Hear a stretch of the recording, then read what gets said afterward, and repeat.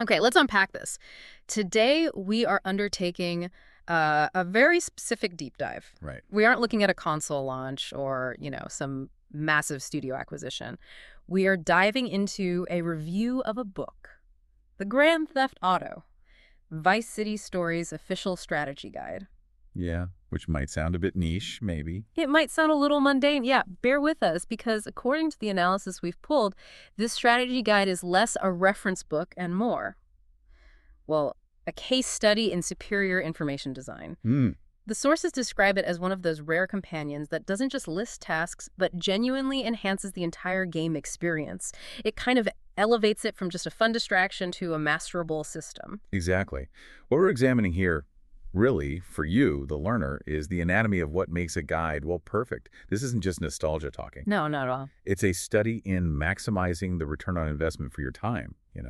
The guide is presented as the essential shortcut, the blueprint to achieving absolute mastery, uncovering every secret, understanding every little system, and driving toward that coveted 100% completion without all the usual friction. It sounds like the ultimate pedagogical tool for these big open world games. But okay, to start, we have to talk about its physical identity, right? Because the guide's aesthetic is like the first piece of the information architecture. This thing was designed to be desirable. Definitely. A presentation is described as incredibly slick. We're talking glossy, high-quality pages, just bursting with full-color, detailed maps that feel almost tactile. And crucially, the authors understood they had to capture the atmosphere. They matched the game's 1980s aesthetic perfectly with those neon highlights, stylized screenshots, and period-appropriate graphic design. It just looks right. And that aesthetic decision, it matters more than just looking cool. In the context of learning, superior presentation really lowers the barrier to entry. Wow. Well, if the material looks cheap or confusing, you, the reader, you're less likely to engage deeply with it, right? This guide made the act of reading about the game almost as engaging as playing it. That makes sense.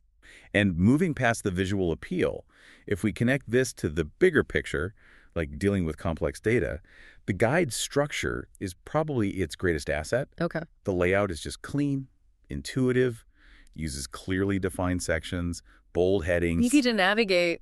Exactly. This kind of information management prevents that cognitive overload, which is like the kiss of death for any complex manual or textbook.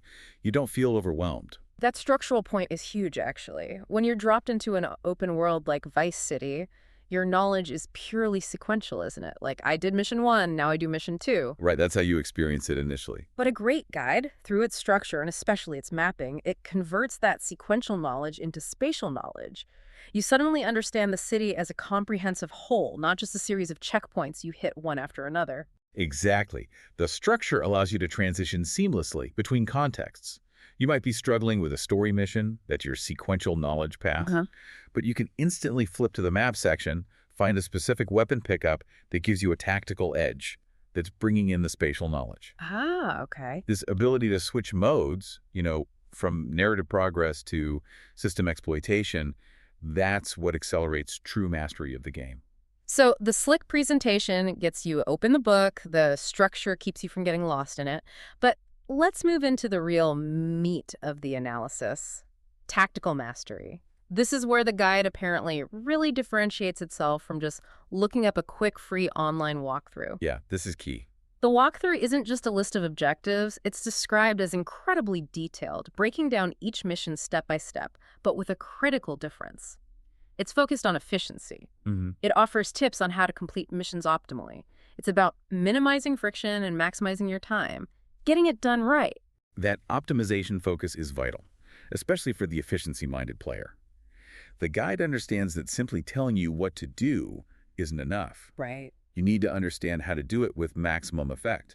So, for example, in a combat mission, it might tell you not only where the target is, but the optimal pathing to avoid 5 minutes of pointless firefights, or which vehicle to grab for maximum survivability against, say, rocket launchers. That's proper tactical advice. And the sources point out that this is all delivered using a friendly conversational tone. Now, why does tone matter in an instruction manual? Shouldn't it just deliver the raw data? Well, if we think about the guide as a teaching instrument, tone is actually everything. A conversational tone reduces the perceived complexity of the data. Okay. It shifts the experience from reading dry technical specifications, like you said, to receiving advice from a seasoned friend who already knows the game inside and out. It feels less prescriptive, more insightful. Like getting tips from someone who's already beaten it. Exactly. And crucially, this tone helps it explain why certain approaches work better than others, not just what button to press. The why. Right. It helps you, the player, internalize the game's underlying physics, the AI behavior, things like that. You learn to refine your own tactics because the guide is sort of showing you the cheat codes to the game's logic, not just the cheat codes to spawn money. That's system mastery, understanding the logic behind it all. Okay, now we absolutely have to talk about what the sources define as the guide's single biggest strength, the mapping component. This is the definition of an essential tool for an open world game. Oh, absolutely essential. Every square inch of Vice City is meticulously charted. We're talking full coverage. Clear icons marking key locations, every hidden weapon pickup, every ramp stunt, and critically every single collectible. It's total spatial accountability. And the practical value of this resource, especially for anyone attempting 100% completion, is just immense. Aimless exploration in an open world game causes serious cognitive drag, doesn't it? Oh yeah, it's frustrating. You spend hours searching areas you've already covered. The guide's maps mitigate this immediately. The sources literally call it an absolute godsend because it takes the most frustrating, time-consuming parts of the game, those scavenger hunts, and transforms them into manageable, segmented tasks. Right, breaking it down. And think about the difference between looking up a collectibles location on some low-res map on a wiki, where you're constantly scrolling and refreshing, versus having a physical high-resolution map spread out right next to you. The physical map lets you synthesize the information spatially. You see the relation between the collectible, the nearest safe house, the optimal road to take, all simultaneously. This is information synthesis, not just simple information retrieval. It's a deeper understanding. Right, it connects the dots immediately. But the content goes far beyond just the story missions and the hidden packages, doesn't it? This guide apparently provided a wealth of extra content necessary for true system mastery in Vice City stories. It really did. This includes dedicated, detailed sections on vehicles and weapons, not just where to find them, but detailed performance metrics, like how well does this car handle at speed?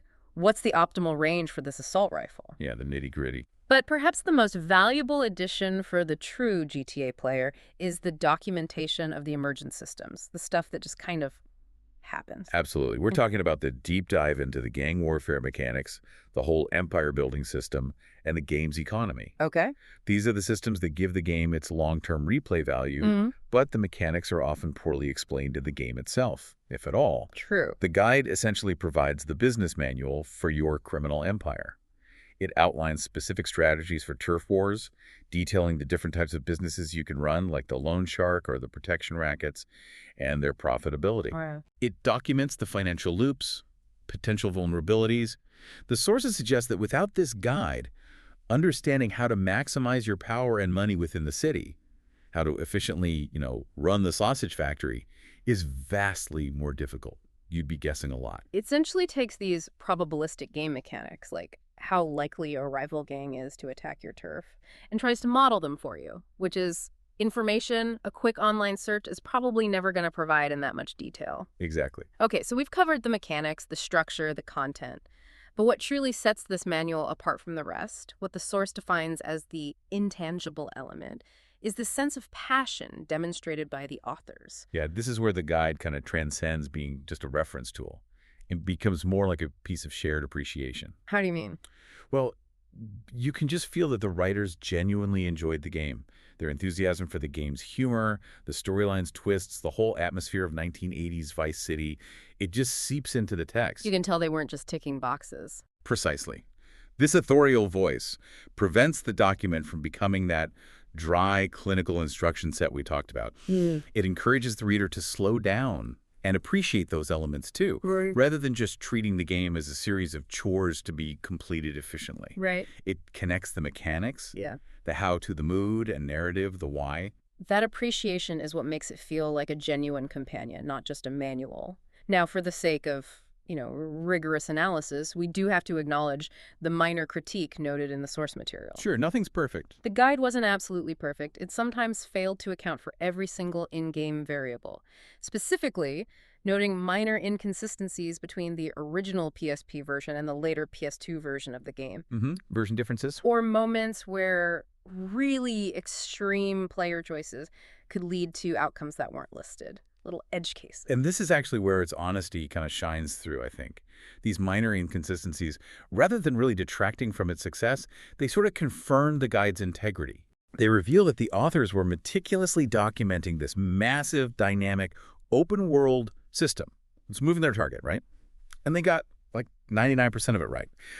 Ultimately, the review confirms the guide strikes a perfect balance between hard, practical advice and genuinely entertaining commentary. So it ensures players experience the game at its fullest potential, basically. Exactly. Discover secrets they definitely would have missed otherwise. So what does this all mean for us? We started with a physical strategy guide from, the mid-2000s, and we've ended up with a pretty profound lesson in information delivery.